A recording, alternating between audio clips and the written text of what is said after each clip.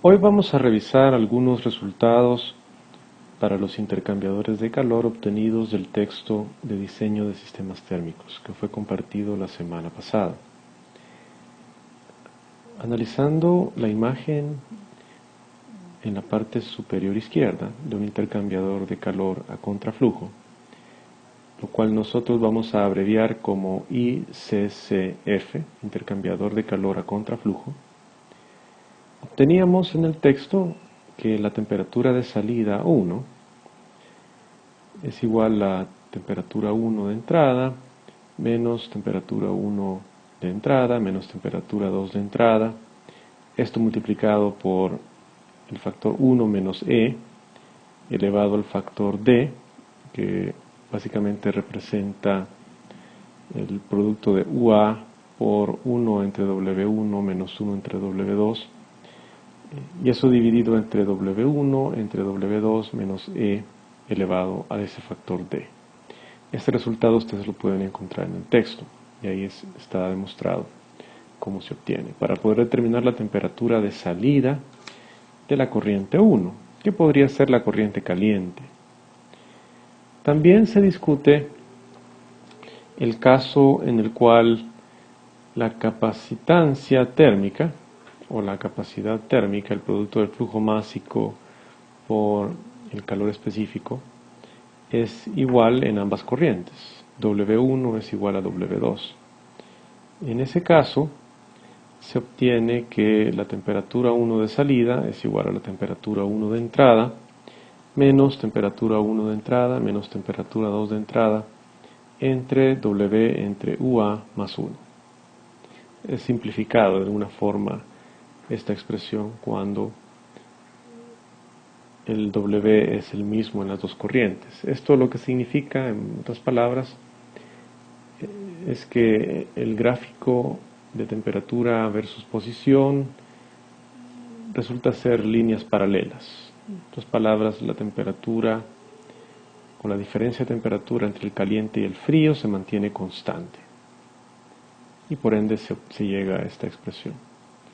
Para un evaporador y un condensador, en cuyo caso se da la situación que básicamente una de las dos corrientes es a temperatura constante, sería por ejemplo el caso de una temperatura de condensación, y hay otra corriente la cual está en contacto térmico que está aumentando su temperatura, y hay una temperatura de entrada y una temperatura de salida.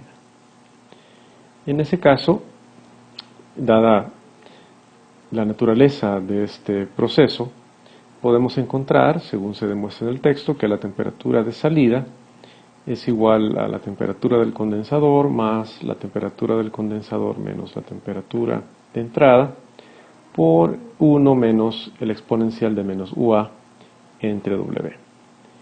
Estos tres resultados se puede decir que son una síntesis de la primera parte de lo mostrado en el texto. Yo quisiera ahora presentarles un enfoque diferente de cómo realizar cálculos tanto de análisis como de diseño de intercambiadores de calor, utilizando un enfoque similar pero con una pequeña variación.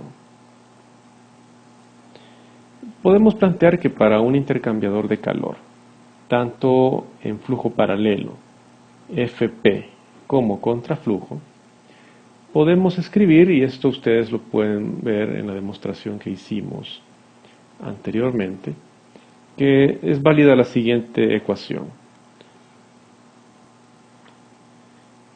Esta expresión lo que nos muestra es que el diferencial de temperatura H menos temperatura C entre temperatura H menos temperatura C se puede expresar en función del coeficiente de transferencia de calor, el diferencial de área y el producto de flujo másico por calor específico para la corriente caliente y la corriente fría.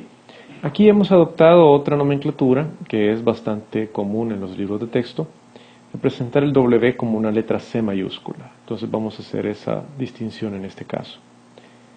Para que esta expresión tenga validez tanto para un intercambiador en flujo paralelo como para un intercambiador a contraflujo, tenemos que utilizar esos dos signos que se observan en el lado derecho de la ecuación.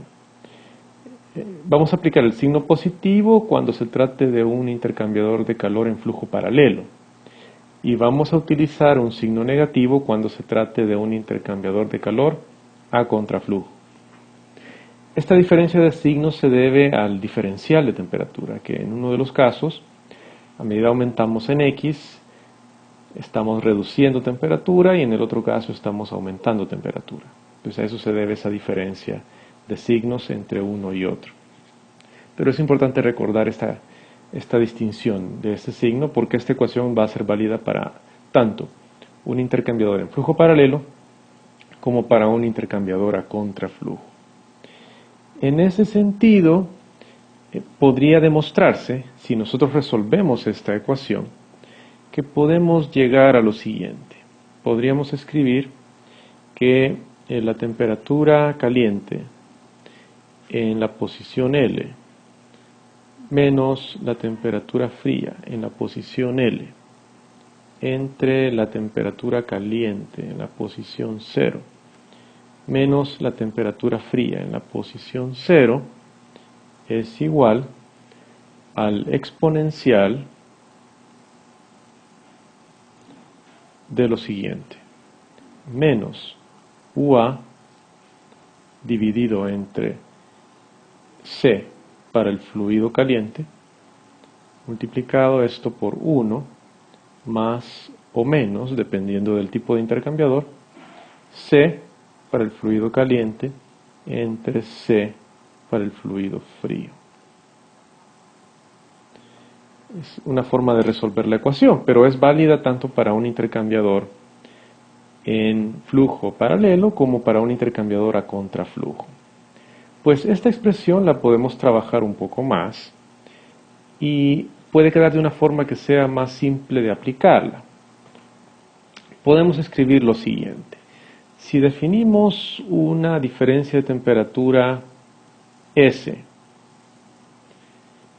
que va a ser la diferencia mínima o diferencia menor de temperatura entre caliente y frío, ya vamos a explicar eso, dividido entre la diferencia de temperatura L, que sería la mayor temperatura, mayor diferencia de temperatura, esto es igual a la función exponencial de menos UA entre C mínimo multiplicado esto por 1 más o menos, dependiendo del tipo de intercambiador, C mínimo entre C máximo. Y esta expresión es bien importante porque nos va a permitir analizar cualquier tipo de intercambiador de calor en contraflujo o paralelo.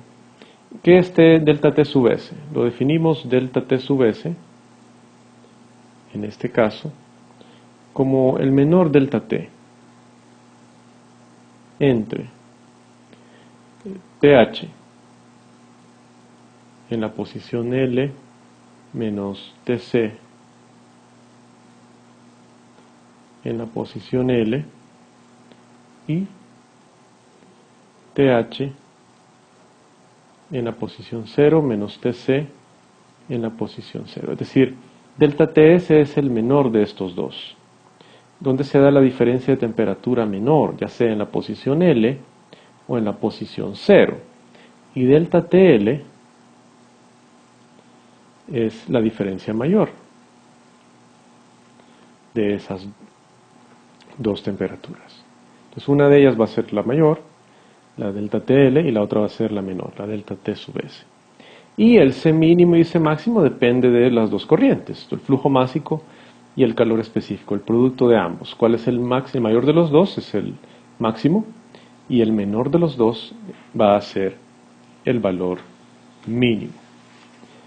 Muy bien, esto es importante de plantearlo y esta ecuación la vamos a tener nosotros disponible para poder aplicarla a cualquier tipo de intercambiador, flujo paralelo o a contraflujo. Pero hay un elemento adicional que me gustaría mostrarles. Vean que nosotros hemos hecho dibujos, esquemas y hemos visto en los textos la distribución de temperatura para un intercambiador de calor en flujo paralelo y para un intercambiador de calor a contraflujo. Y típicamente hemos hecho dos diagramas. Pero en realidad para los intercambiadores a contraflujo, nosotros tenemos dos posibles situaciones. Bueno, el primero, la imagen A es para un intercambiador de calor en flujo paralelo, que ya lo teníamos nosotros contemplado. Y aquí también aprovechamos a mostrar el concepto del delta TL y el delta TS. Ustedes pueden observar cómo en el caso de la figura 4.4a, tomado del diseño térmico de Dar, un autor de la India, ustedes pueden observar que delta T sub L es del lado izquierdo y delta T sub S es del lado derecho. Es obvia la diferencia de temperaturas, ¿no? ¿Cuál es la mayor y cuál es la menor? En el caso de los intercambiadores de calor a contraflujo, vean que pueden darse dos situaciones. Una de ellas sería la situación en la cual el delta TL es en la posición 1, que sería la posición 0 que nosotros hemos visto, y la segunda es la situación en la cual el delta TL se da en la posición L, es decir, el lado derecho. Delta TL se da acá, en el caso B, y se da en el lado derecho, en el punto C. ¿Cuál es la diferencia? Vean que las curvas son parecidas, pero noten un poco la diferencia. Es decir, en el caso del gráfico B, es como que se va cada vez acercando más esa diferencia, a medida que uno va avanzando en X. Y en el caso del gráfico en C, la diferencia de temperatura entre caliente y frío se va ampliando, hasta que llega al valor máximo del lado derecho. Sería delta T sub L. El mayor de los dos. Entonces, noten esa diferencia. ¿Y de qué va a depender que se dé uno u otro caso? Pues va a depender de la relación entre la C, o el producto de flujo másico por calor específico, para la corriente caliente y para la corriente fría. Por lo tanto, si C sub H es menor que C sub C, nosotros vamos a tener el caso B. Y si tenemos que C sub H es mayor que C sub C, vamos a tener el caso C. Se va a dar esa situación. Ya vimos el caso cuando ambos son iguales. CH es igual a C sub C. Ahí básicamente lo que veríamos son dos líneas paralelas. No tendría curvatura, por decirlo así, sino que se mantendría constante la distancia o ese delta de temperatura entre la corriente caliente y la corriente fría en cada posición de X a lo largo del intercambiador de calor. Entonces quería mostrarles esto también para que tuvieran en consideración que existen estas diferencias en los distintos intercambiadores de calor.